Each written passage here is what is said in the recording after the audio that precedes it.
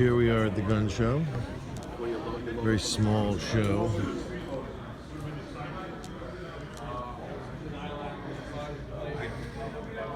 Nothing extravagant. But as always, I found something. You always find something. And this is what I found at the gun show today. It's a Remington Model 550-1. And I don't know anything about it yet. I didn't even go, I wanted to do a video where I didn't even go online and even look it up yet. But here's what happened today. So I wasn't really going to go to this show, but then I said at the last minute, I'm going to go. So I knew it was going to be a bust. I knew there weren't going to be many people there. I'd already gotten a heads up that this was going to be kind of beat. But I like those shows because, see, like, the big shows, you get a lot of people that are in the market selling guns. Like, that's their business. And they're not in love with anything that they have. To them, it's all just money. It's just, I can buy this cheap. I can sell it for, make up this much profit, and that's it. And they just move them, and that's all it means to them. And then at these smaller shows, you have guys that they're more passionate about their stuff. That stuff that they're selling could have been stuff that was, not could have, it is stuff that was in their collection for years. Like, these are just guys like me and like you, like just collectors that want to sell off a few of their collection. You know, these guys are not FFLs. They're just, there's an FFL there that does all the transfers for everybody. And these are guys that are just sitting there with like 10, 12 guns on a table. That's it. They're just getting rid of their loose ends. They're just selling off the stuff that they've lost interest in, or the stuff that they... So usually these guys, they have their eyes on a prize, and they know all they need is $1,000. They just want to get another gun, and the gun costs $1,000. And as long as they make $1,000 that day, they're happy. So if they got 5 guns, they just be like, as long as they sell them for $200 a piece, I'm fine. You know, like, that's how they look at it. So you get some really good deals, and you get guns that aren't all, you know, cosmolined and gross. It's something that you would pick up right out of someone's safe. Like this guy, it's all clean already and all nice, you know. And I could tell that this older gentleman had this thing for a number of years. But so anyway, that's kind of like why I like the small shows. So I leave to go to this show, and on the way I stop off at the bank to get a little cash, so I don't go there with with an empty pocket. It's always good to go to the shows with some money in your pocket, of course. Just in case money. So I show up there, and I go to the bank, and I leave the bank, and I go down a different road than I would normally go down now. I've never been down this road, and it's just kind of like fate took me there because I had to stop at the bank kind of thing. And there's a yard sale. So then at this yard sale, here's what I pick up. I pick up Railroad Tracks Across America 36 documentary collection, whatever that is. This looks like it would be, it's good for my dad, railroad stuff. And Victory by Air, History of the Aerial Assault Vehicle. Nice. So $5 for both of these. There you go. These box sets and these tins, these things were a pretty penny when they were new. But for $5, it makes for a nice gift. All right, so then I go to the gun show. And by the way, I'm taking my Roadrunner, my 1972 Roadrunner. You used to see the ass of this car featured in all of my videos in the older garage. But when I come outside, here's what I find. This thing has an emblem that sits in the grill like this, like literally sticks in flat in the grill like that, and it just kind of floats in the middle of the air, which is weird, as opposed to an emblem that just glues to the side of the car or something like that. This one is inside the grill on the flat part, and it just stands straight up on these pins. And here's the N, and then here's the ER. Okay, so someone had fished around in there seeing that emblem, and it does kind of look weird, the emblem. And I noticed, like, at car shows, a lot of people, they reach it, they kind of always want to touch that and be like, how is that emblem just floating there? And they always want to reach in and touch it. Well, the N was completely detached from the rest of it and pointed like sideways in a different direction like this, because you see it has its own post. And the ER was gone, and it was like kind of like near the back of the grill, laying there, which would have definitely like, you know, fallen off if I would have driven that way. So like when I'm inside, somebody had fiddled with this, and thanks a lot if you're watching this, which is a good chance. I mean, the people that are into guns, but if you were at a gun show today and you screwed with somebody's Roadrunner emblem, you're damn lucky I didn't catch you doing it. So we gotta buy another emblem. That's what we gotta do. Or just, I think that's not the first time somebody messed with that and broke it. I think I'm gonna just leave it off. So, Remington 550-1. I don't know anything about this thing. I didn't look it up online. But, let's just go over what I was looking at. First of all, semi-auto, right?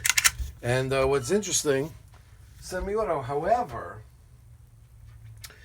it says short, long, and long rifle on it, it's a little unusual. I don't think I've seen a semi-auto that does that reliably, and I'm seeing, again, like a kind of like a two-stage thing here. Like maybe the shorts operate like this, but now if it was just catered to just shorts, then the bolt would slam the back of the receiver on long rifles, right? However, when you reach here, then there's like a second stage that would be for the, let's say, more potent rounds. Now, I don't know. Like, if you put stingers, you probably would bang it back against the back of the receiver. And if you used, like, CB caps, you might not eject them. But I guess if you just work around the middle somewhere, it'll probably be okay. However, I'm just saying that. I don't know. I might cycle stingers without slamming against the back of the action, and might do CB caps just fine. I don't know. The only thing that was missing, if you see there's one of these missing up here, like this has that ring around it here with the screw, and this just has like a smaller screw, but no ring around the top. It's just exposed. I think there was something around that. And it's kind of common for the time, these mounts that go on the side of the receiver like that. But look at the stock, plastic butt plate, but you know, a nice Remington. It's plastic butt plate. This is perfect to the butt plate here, so there was no weird sanding here that you know, you can always tell when the butt plate is proud or something like that. Then you know that the stock has been sanded. This doesn't look like it was ever touched. Just has the trigger guard just kind of screwed in here like that. Very rudimentary, but cool. I kind of like that it doesn't need to screw through into the receiver and to hold everything together, kind of, because it's just lesser power with the 22 long rifle. Here's the safety bag here. This looks like some kind of thing that you turn back here to take all the innards out of it. I guess I could be so bold as to take it apart without watching any video or anything and just doing it on the fly. I guess I could just do that. There's this deflector that's on here, kind of. I don't know if that's, it looks like it's removable. You could unscrew it, slide it back, and the screw it has a relief back there to come off. So it looks like it was made to be removable, this deflector. But it does look original to the gun. And we got some markings here that I was trying to decipher. I was trying to see a 2-letter barrel code. That looks like it could be an XX there or whatever, but I don't think it is, because I've seen other Remingtons that have that mark. It's kind of like a proof mark, not a date mark. I've seen that mark before. Tubular loading here with this nice one that turns out and comes out of here. And this feels beautiful. This feels nice and smooth. This I thought was kind of unique when I looked at it. I've never seen the follower in the magazine be able to do that before. It's kind of like movable like that. How weird is that? To be able to adjust to the rounds. Who the hell knows what? But that was odd. Never saw it before. But it's super smooth. Feels brand new the way it goes in there. No kinks, no nothing. Nice. There's the relief for that. There's a ring here that holds that. a nice front sight that has a bead, and the bead is there. It's like a brass bead. I think it's brass, and it's in there. See that? Not missing like sometimes they are. And you know, one of these regular adjustably leaf things here. Leaf, I don't know what you'd call it.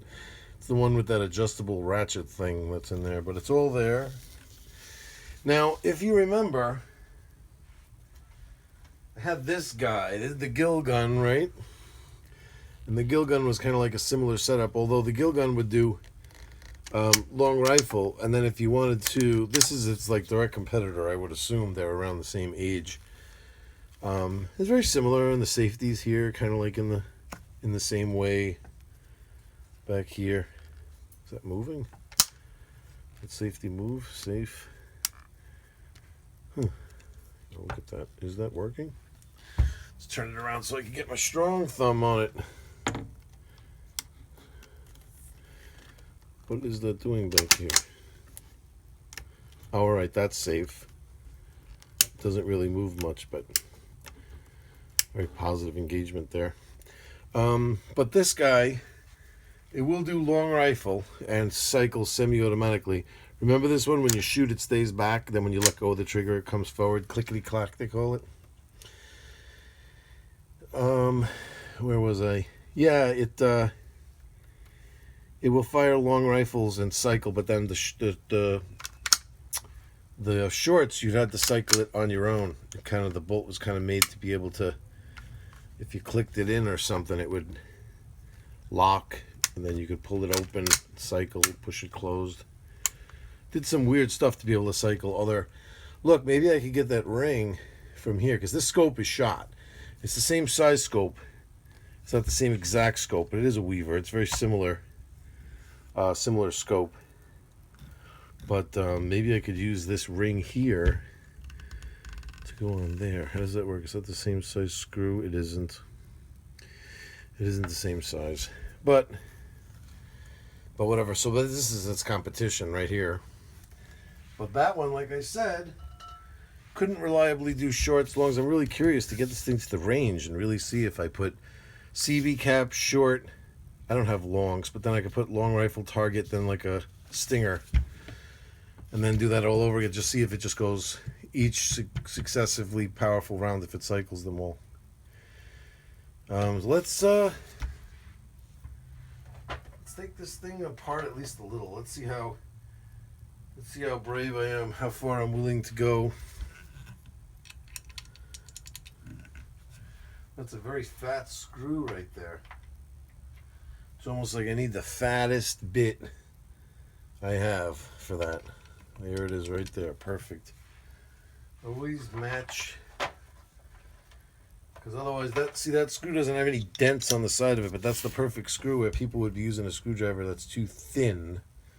And then when you turn it, the edges of the screwdriver would push into the steel and actually make a mark in the screw head. But you use the right screwdriver. See the fatness of that head is what's needed right here. Let's take that out. Let's drop the screwdriver. Alrighty.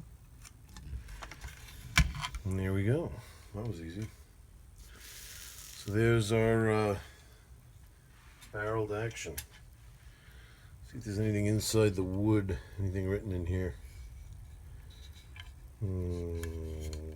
Nope. Nothing at all, but look at that, nice and clean. It's nice when the military didn't get their hands on it. There's no cosmoline or anything. Alright, so what do we have here? Do we have any date code up near the barrel? Let's take a careful look here. Let me show you what I bring to the gun show. I have that stuff still laying around over here. I always bring, well, some guy just gave me this at the last gun show, so it replaced the magnifying glass I used to bring.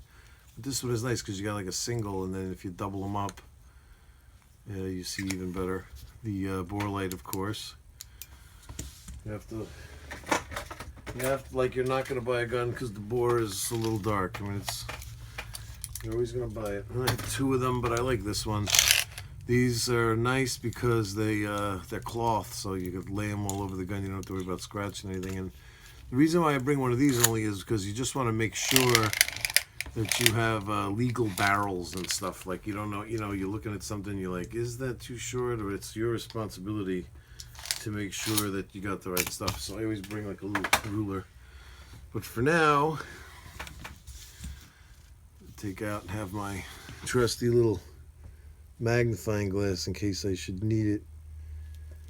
And I want to just see if I don't see a barrel date code, the Remington date code on here. It looks like there's a V.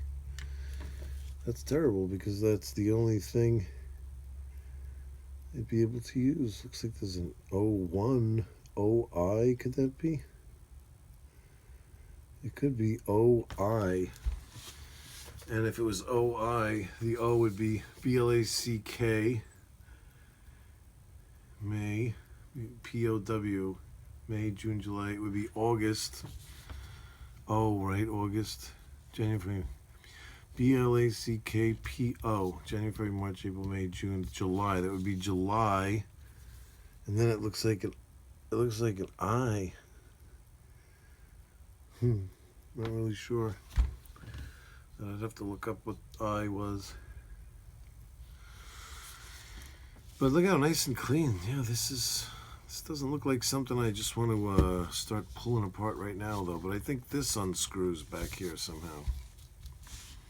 But I'm gonna have to. I'm sorry, but I'm gonna have to look up myself a little bit and get familiar, because I'd be kind of afraid that it would just explode into springs and stuff. But look at how nice and clean. This would be a nice one to check the operation on. Nice and smooth. But this looks like it looks like you don't even really want to take this apart anyway. This looks like the kind of gun you take the scope off of it and you just spray this all out with gun scrubber. Literally, just take it out in the backyard and just spray it all in there, and all this gun scrubber running out of it will be all orangey and brown looking.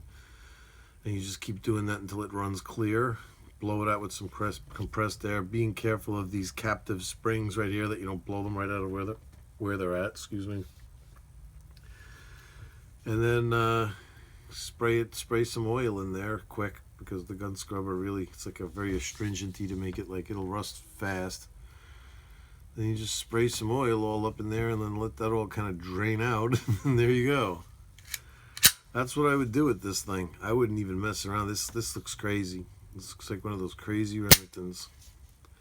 But yeah, the springs seem good. That trigger drop was nice and loud. So that's the story. Listen, people, my sponsor, realisticsnapcaps.com. Take a visit over there. Take a look at what they got. Use checkout code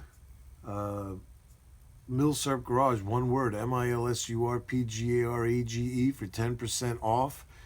And they offer free shipping. And what more could you ask? These things would come out super cheap, and their snap caps are awesome to use to cycle through the guns and mess around and do cycling drills. And it's nice to be able to actually check out how they work and how they load and how they function and how you could chamber them and charge the guns and everything like that. And you're doing all of that with inert rounds that could never, ever, ever explode. And that's the way to do it. So take a look over there. I get no monetary compensation from these guys. I'm just promoting their product because it's awesome, and hoping that they can, if enough people go over there and buy stuff directed from this channel, they'll send me some more of their product to review and check out. And that's what I'm hoping for. So, but take a look. I highly recommend them. I've bought just about every kind of pistol caliber they have already from them because they're awesome. And what else? That's about it, people. I'm going to watch my CDs. I'm going to watch some videos on potentially how to take this thing apart, or how to do some date coding. If there's anything I could do to find out exactly. I'm thinking somewhere in the late 40s, early 50s. That's where I'm at with this thing. That's what I'm thinking. I'm going to see if that part of the scope can come off and go on here. And what else am I going to do? I'm going to bid you guys adieu. Thanks for the patronage. And be seeing you guys soon with some Berettas. Hang in there. See you later. But I just got him in.